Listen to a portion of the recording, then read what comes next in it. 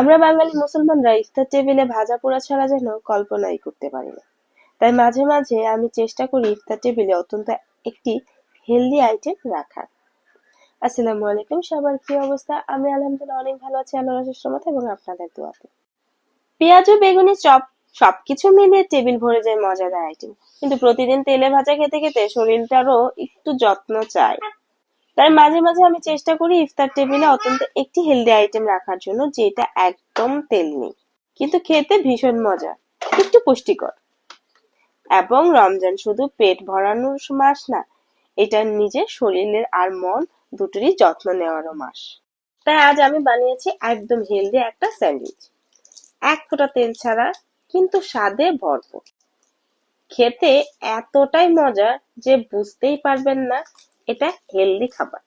বিশেষ করে যে সসটা বানিয়েছি সেটা পুরো স্যান্ডউইচের স্বাদ দ্বিগুণ বাড়িয়ে দিয়েছে।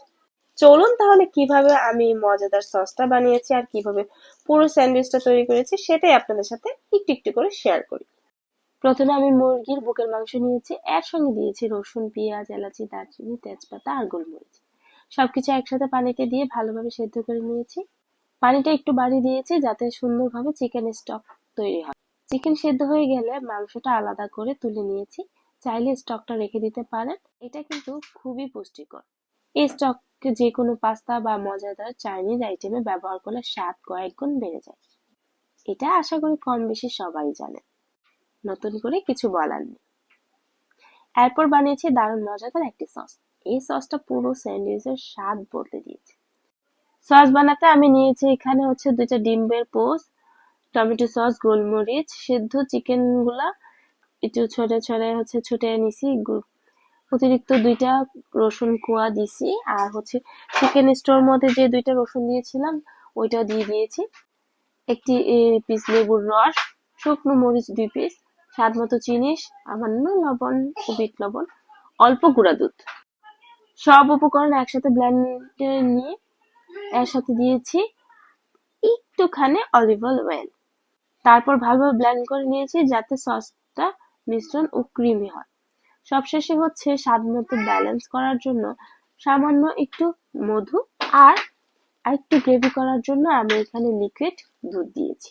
এতে সসটা পারফেক্ট ক্রিমি হবে আর স্যান্ডউইচে দিতে খুবই সুবিধা, খেতেও মজা লাগবে। তারপরে সসটার মধ্যে আমি মাংস যেটা ছিল সেদ্ধ করছি ওইটা একটু ঝরঝরা করে দিয়ে দিছি। তারপর এখানে একটু বাঁধাকপি কুচি অ্যাড করছি। বাঁধাকপি কুচি অ্যাড করলে খেতে খুবই মজা লাগে, একটু কামড়ে কামড়ে পরে খুবই মজা লাগে। তারপর আমি এটা ব্রেডে দিয়ে দিয়েছি। এখন আপনারা আপনাদের পছন্দ অনুযায়ী স্কোয়ার শেপও রাখতে পারেন অথবা ত্রিভুজ শেপও রাখতে পারেন। এই তো আমার স্যান্ডউইচ হয়ে গেছে। এটা কিন্তু খেতে ভাই খুবই মজা, খুবই মজা, একটু ক্রিমি ক্রিমি যে স্যান্ডউইচটা খুবই মজা লাগে। আপনারা চাইলে বাসায় ট্রাই করতে পারেন। যদি ট্রাই করে থাকেন আপনাদের কাছে কেমন লাগছে অবশ্যই কিন্তু আমাকে কমেন্টে জানাবেন। টাটা, বাই বাই, আল্লাহ হাফেজ, আসসালামু আলাইকুম।